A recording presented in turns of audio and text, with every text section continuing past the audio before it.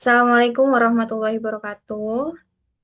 Perkenalkan, saya Nela Rizky Esher dengan NPM P257248 akan mepresentasikan desain konseling individual dengan pendekatan realita terapi dengan teknik WDEP yang digunakan sebagai ujian tengah semester mata kuliah praktikum konseling individu.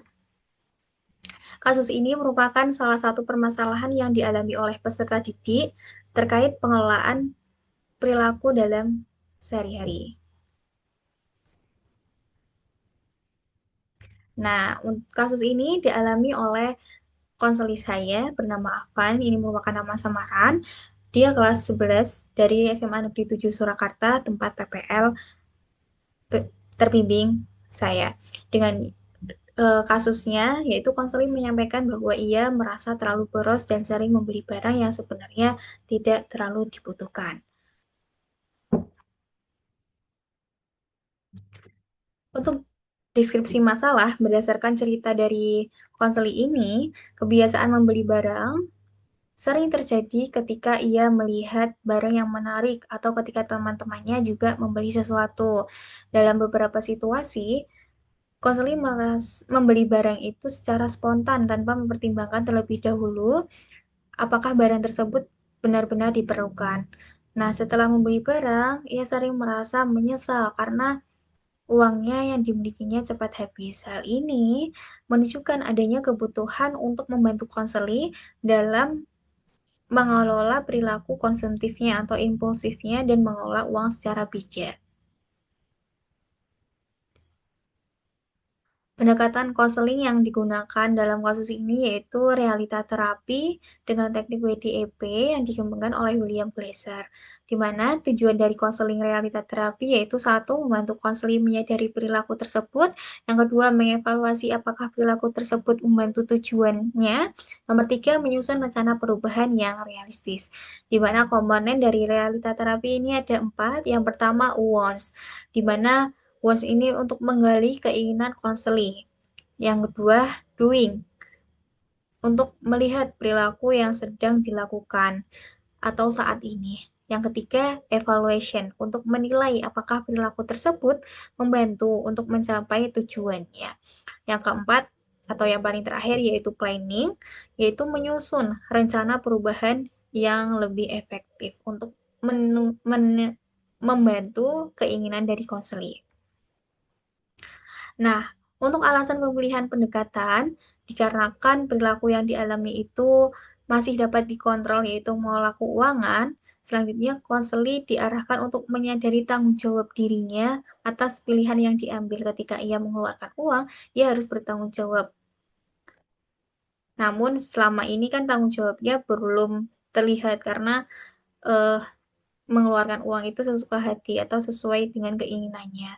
Nah, oleh karena itu perlu adanya kesadaran untuk menyusun rencana perubahan yang lebih baik.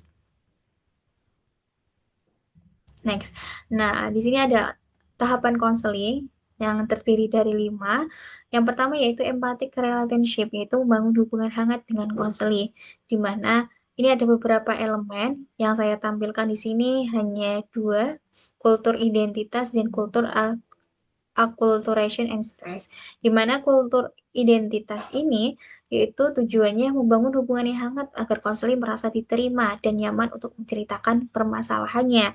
Nah, contoh dialognya yaitu, konselor, terima kasih sudah bersedia berbagi cerita. Kamu tadi menyampaikan bahwa sering merasa boros. Bisa ceritakan lebih lanjut? Konseling menjawab, iya Bu, saya kadang membeli barang yang sebenarnya tidak terlalu dibutuhkan. Yang kedua adalah kultur acculturation and stress, yaitu mengidentifikasi pengaruh lingkungan terhadap perilaku konseli. Nah, di sini konselor menanyakan, biasanya lingkungan kamu bagaimana? Apakah lingkunganmu sering membeli barang? Konselor menjawab, iya Bu, karena melihat teman membeli barang atau yang sedang tren. Jadi, melihat ada pengaruh lingkungan terhadap perilaku konseli, yaitu teman-temannya yang membeli barang baru atau sedang tren, seperti itu. Yang kedua, yaitu story and strength, mengeksplorasi keinginan dan perilaku konseli. Jadi, diulik wants and doing-nya. Nah, elemen yang digunakan untuk mengulik wants yaitu presentation, menggali keinginan konselor terkait perubahan yang diharapkan. Nah, di sini konselor menanyakan sebenarnya kamu ingin seperti apa dalam mengelola uang. Konselor, saya ingin tidak boros dan bisa menabung. Nah, dalam story and string ini ada beberapa elemen ya, yang tadi itu adalah elemen wants. Nah, di sini ada elemen presipan, yaitu mengidentifikasi suatu situasi yang memicu perilaku membeli barang. Nah, di sini konselor menanyakan biasanya kamu kapan sering membeli barang yang tidak terlalu dibutuhkan? Konselor menjawab, biasanya saat melihat barang yang menarik di media sosial dan teman, Bu. Nah, di sini selanjutnya pattern maladiktif, yaitu digunakan untuk menggali perilaku yang dilakukan konseling saat ini atau doing-nya. Nah, di sini konselor menanyakan, ketika melihat barang yang menarik, apa yang biasa kamu lakukan? Konseling, saya sering membeli langsung tanpa berpikir panjang. Nah, di sini doing-nya. Padahal wants-nya yaitu ingin tidak boros dan bisa menabung, tapi doing-nya yaitu sering membeli barang tanpa berpikir panjang. Nah, selanjutnya ada predisposition, yaitu memahami faktor psikologis atau sosial yang memengaruhi pilihan dan status tanggung jawab dan pilihannya. Nah, di sini apa yang membuat merasa perlu membeli barang saat itu juga? Nah, karena konseling merasa senang kalau bisa memilikinya. Jadi, hanya kesenangan sesaat saja. Seperti itu.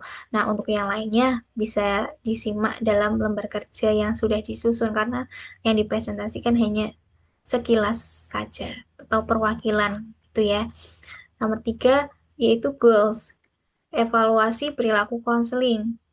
Nah, goals ini mengevaluasi treatment elemennya yaitu ada dua, treatment goals sama treatment fokus. Untuk treatment goals ini bertujuan untuk menyusun tujuan yang dicapai dari sesi konseling konkret dan realistis. Nah, contoh dialognya, tadi kamu mengatakan ingin lebih hemat. Menurutmu, apakah kebiasaan membeli barang secara spontan membantu mencapai tujuan itu? Konseling menjawab, tidak Bu, uangnya jadi cepat habis. Nah, selanjutnya ada treatment fokusnya, yaitu menentukan fokus atau prioritas perilaku yang lebih bertanggung jawab yang hendak dikembangkan. Nah, di sini si konselor menanyakan jika kebiasaan itu tidak membantu, menurutmu apa yang perlu kamu ubah? Konselor menjawab, saya perlu mempertimbangkan sebelum membeli sesuatu. Ini evaluasi atas perilaku yang membeli barang sesuka hati tanpa berpikir panjang. Yang keempat yaitu restory, yaitu mengembangkan cara pandang baru atau kesadaran baru dan menyusun rencana. Nah, di sini ada treatment pattern, yaitu mengevaluasi, membantu konseling melakukan 6 area evaluasi diri sesuai dengan kebutuhan untuk menyadari pola lama atau kontrol psikologis lemah dan membangun pola baru kontrol psikologis yang lebih kuat. Nah, contoh dialognya, jika kebiasaan itu tidak membantumu untuk hemat, kebiasaan seperti apa yang ingin kamu mulai? Konseling menjawab, saya ingin memulai memikirkan ulang apakah barang itu benar-benar dibutuhkan. Karena tadi sempat dijelaskan bahwa sesuka hati atau hanya keinginan semata aja, ingin menyenangkan diri, yaitu membeli tanpa dipikir panjang. Nah, selanjutnya ada statement strategi, di mana tujuannya untuk menyusun tujuan dengan kriteria summit dan rencana praktis secara realistis. Nah, di sini contoh dialognya, konselor menurutmu dari konselor, menurutmu apa yang bisa membantu kamu menahan keinginan membeli barang?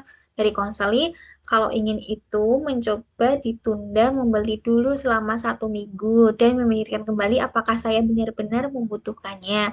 Kalau seminggu itu dirasa dibutuhkan baru dibeli. Jadi di sini dibangunlah cara strategi baru ketika ingin membeli sesuatu, dilihat dulu selama 1 minggu apakah benar-benar dibutuhkan atau tidak.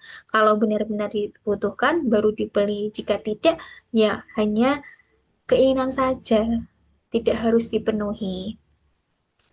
Selanjutnya yang kelima, yaitu action. Menyusun rencana perubahan yang berkaitan dengan planning atau mengintegrasikan dan tindak lanjut. Nah, di sini ada treatment intervention. digunakan bertujuannya apa? Mengimplementasikan rencana dan evaluasi tanggung jawab. Contoh dialognya, konselor. Baik, rencana apa yang ingin kamu lakukan mulai sekarang? Dari konseling, saya akan membuat daftar kebutuhan dan mencoba menabung sebagian uang saku. Nah, selanjutnya ada treatment prognosis, yaitu merefleksikan kemungkinan perkembangan dengan sikap optimis. Jadi konsultan menanyakan, menurutmu seberapa yakin kamu bisa menjalankan rencana tersebut? Dari konseling, saya akan mencoba melakukannya supaya bisa mengatur uang dengan lebih baik. Nah, di sini planning-nya itu sudah terlihat. Nah, karena tadi sudah dianalisisnya berdasarkan tahapan, di sini hasil analisis WDEP-nya. Berdasarkan hasil analisis WDIP itu ada 4 item. Yang pertama, wants, keinginan. Nah, di sini konselor ingin lebih hemat dan bisa menabung. Untuk doing-nya, sering membeli barang secara impulsif atau konsumtif sesuka hati tanpa dipikir panjang. Nah, setelah dievaluasi, perilaku tersebut ternyata menghabiskan uang cepat habis atau uangnya itu tiba-tiba hilang, tiba-tiba nggak ada seperti itu karena perilaku impulsifnya tanpa dipikir terlebih dahulu. Dan ini setelah dievaluasi ternyata tidak mendukung keinginan dari konseli. Jadi perlu adanya planning atau rencana tidak tindak lanjutnya agar lebih terkontrol. Nah, di sini adalah rencana perubahan konseli. Yang tadi planning itu ada 3. Yang pertama, membuat daftar kebutuhan sebelum membeli barang, menunda pembelian barang yang tidak mendesak. Nomor 3, menyisihkan sebagian uang saku untuk menabung. Harapannya, dengan rencana tindak lanjut ini, konseli dapat mengontrol keuangannya dan lebih bertanggung jawab dalam mengelola uangnya. Nah, kesimpulannya dari desain analisis desain analisis konseling individu dan kasus ini, di mana konseling itu menyadari kebiasaan boros yang dilakukan. Setelah itu, konseling memahami perilaku tersebut tidak sesuai dengan tujuannya. Nomor 3, konseling mulai menyusun rencana untuk mengontrol pengeluaran. Nomor 4, konseling membantu konseling lebih bertanggung jawab terhadap pilihannya. Nah, dari dari presentasi tadi disimpulkan bahwa ternyata kesadaran diri dan tanggung jawab diri atas pilihannya itu penting ya, karena setiap apa yang kita pilih pasti ada konsekuensinya. Sekian presentasi desain analisis konseling individual dengan dengan pendekatan realita terapi sebagai bahan UTS. Saya cukupkan. Apabila ada kesalahan, mohon maaf. Apabila ada kelebihan, itu semua berasal dari Allah. Jadi, atas bantuan Allah. Terima kasih. Mohon maaf. Wabillahi taufiq wal hidayah. Wassalamualaikum warahmatullahi wabarakatuh.